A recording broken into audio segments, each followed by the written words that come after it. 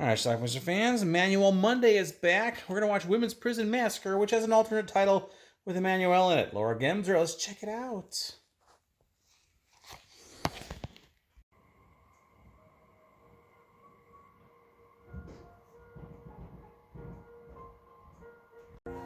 Here comes Emanuelle. She's in prison, doing a play. My name is Emanuelle, and I'm a woman.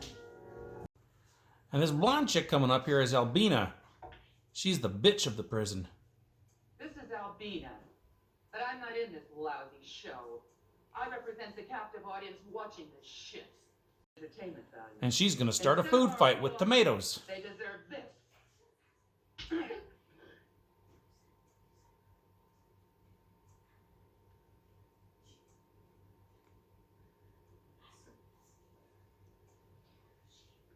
Albina. Albina's unpleasant to everybody. Bitch you are. Don't bother her. That'll be the day. Take my advice and die. I like to bite your nipple. And I'll do it.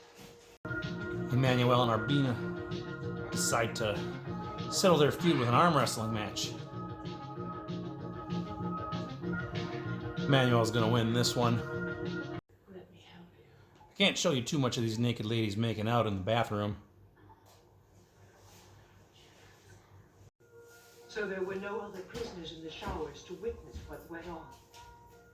No, certainly not. Are you satisfied? Brazen liars. They somewhat torture Emanuelle by making her put her face in the sink for a long time. Can I tell you to come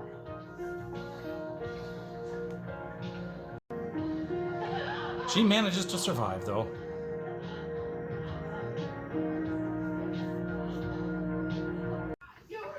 Then we find out that Albina wears a wig.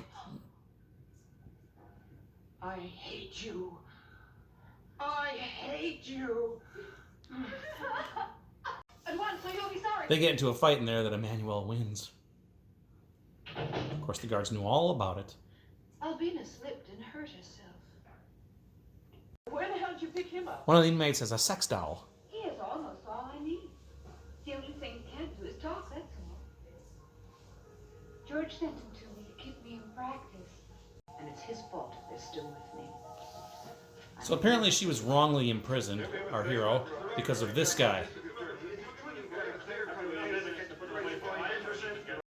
Apparently that DA is sending 4 male prisoners briefly to the female prison. What could possibly go wrong? Have you got any idea? Yeah, you'd stick this gun up my ass. Go ahead. It's been arranged. Today is past. Nothing to worry about. So the guards are kind of in cahoots with Albina, or at least they're trying to set her up to attack Emanuelle constantly, but she always fails.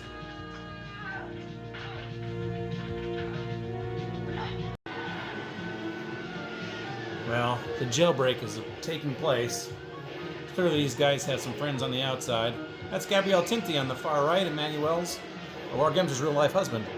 A living example. But their attempt fails. His specialty is a dedication to cop killing. To pay for all he's done, he would have to be condemned to death more than once. Pity we can hang, shoot, and give him the hot seat. They're supposed to be there for a couple of days, but of course they're going to escape. Drop that gun, you stupid bastard! Or we'll wring the necks of these 2 whores like a couple of chickens. This guy named Blade isn't gonna live up to his name. He has a razor blade in his teeth. So guard's gonna put down his gun. Well, killed her. We got nothing to lose. We've already been condemned to death. So get this. First, I want a radio transmitter. So the 4 of them take over the prison by themselves, and naturally the first thing they do is make the warden take her clothes off.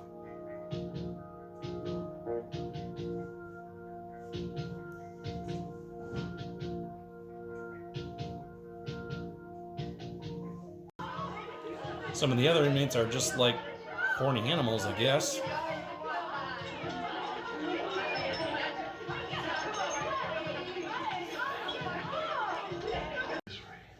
That one guard we saw got shot but is still alive, and Emanuelle's kind of like a nurse. All right, stopped her bleeding. Marvelous. You're a very good nurse. The guy there, crazy boy, Henderson is his name. He then decides he wants Emanuelle, and he takes her. Stop, please. Then Blade takes his razor and pops the sex doll. What a dick. I need you to punch her. You two keep us The covered. cops are drawing in the dirt to come up with a plan. Apparently their plan also involves filming the thing with a I camcorder. reiterate, Mr. Robinson, that I decline any responsibility for your crazy plan, which I consider a high risk for hostages. Albino watches as the cops are apparently trying to find a way to break in.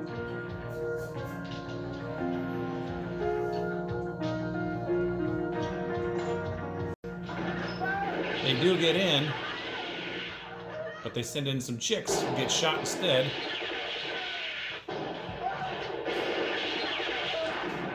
And all the cops get killed. I want you to see what happened to your men, Mr. Robinson. Take a good look. Thought you could surprise us, huh? Now just see what happens to double crossers. In the midst of it all, apparently there's time to play Russian roulette.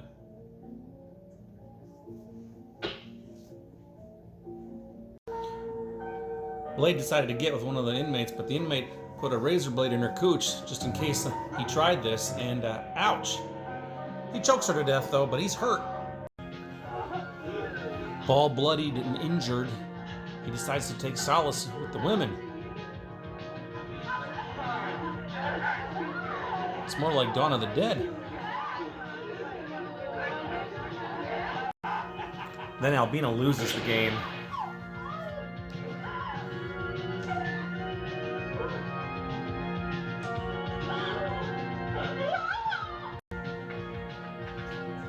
If anybody tries to shoot us, the hostages die.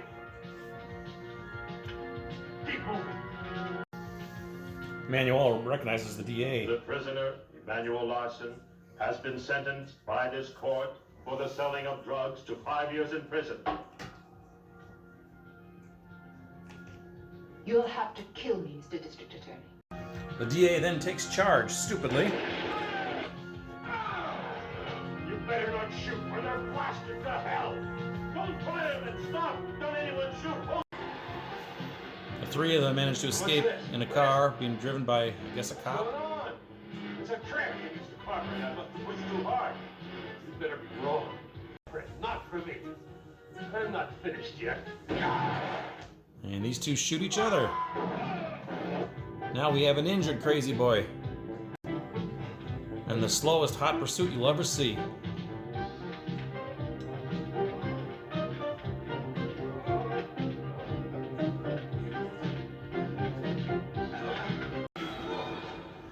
Little flashback there, and the guy gets a hold, and that's the end of Crazy Boy. As for Emanuelle, well, our movie ends with her going back to prison to finish out her sentence. Happy, happy ending. All right, let's talk about Women's Prison Massacre. Originally got this, I think in the spring of 1987, March maybe, and I had a beta tape with Summer Camp Nightmare and Reform School Girls. Quite a tape, huh? So anyway, this is, according to IMDb, it's part of the Black Emanuelle series with Laura Gemser, and it was the last one. I don't know whether it's official or not, but it was also sometimes called Emanuelle in Prison. Well, in this movie, she plays Emanuelle Arson, by the way. By the way, Emanuelle Arson is the name of the person who actually wrote the original Emanuelle book that the original official Emanuelle movies were based on. So there's a kind of connection there. But anyway, Emanuelle starts off in this prison. We find out later on that she was there wrongly accused by this bad DA. She was a reporter and got caught selling drugs or doing drugs. I don't know. But she was just underground. I guess the DA was corrupt, although they didn't really go into that much. But anyway, she's in prison, and it's all the typical prison stuff there. A nasty warden, some lesbianism going on. One of the ladies has a sex doll. There's this girl named Albina, kind of this nasty blonde woman who's always getting into a fight with Emanuelle because the warden and the guards have it in for Emanuelle, so they kind of have Albina as the big dog there in the prison, and she's there to try to take out Emanuelle. She always fails, though. Emanuelle always wins, beats her in an arm wrestling match, knocks her down, pulls off her wig. It's just a big mess. There's a cat fight at one point in the courtyard when Albina came after her with a knife. But yeah, anyway. Also, a subplot here, 4 male prisoners, including Gabriel Tinti, Laura Gems's real-life husband, are being sent to this prison for a couple of days just to hold them, I guess, until they can get to the regular prison. I don't know. They're sentenced to death. They're really bad guys. They try to escape. On their way there, they get caught. They don't get away, but once they get in the prison, they do manage to take over the place, overpower the guards, kill one of them, and then they've taken over. They want all these demands. The police come in. The whole place is surrounded, but there's some assault going on in here. They play Russian roulette. Albina gets shot with her own gun when she's playing. One girl, to protect herself from the guys, puts a razor blade in her vagina, and then when the guy tries to assault her, which he does, he hurts himself really badly, as you can imagine. He ends up choking the woman there after that, but he's still a bloody mess. Anyway, 2 of the bad guys escape at the end. The 2 are still left alive with a couple of prisoners, including Emanuelle and a guard and the warden. They go out in the courtyard. A shootout occurs out there. The DA gets shot. Then we have basically Emanuelle, one of the guards, and one of the prisoners, Crazy Boy Henderson, Gabriel Tinti's character. They escape in a car being driven by a police officer. The police officer ends up shooting Crazy Boy. Crazy Boy shoots the cop. The cop dies. And then Crazy Boy escapes very briefly. Then the guard overpowers him outside. And the movie ends with Emanuelle being sent back to prison.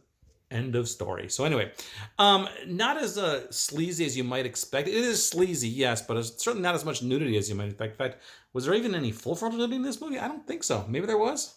Can't remember. There was a sex doll, though, a male sex doll. So yeah, anyway, that's Women's Prison Massacre, also known as Emanuelle in Prison.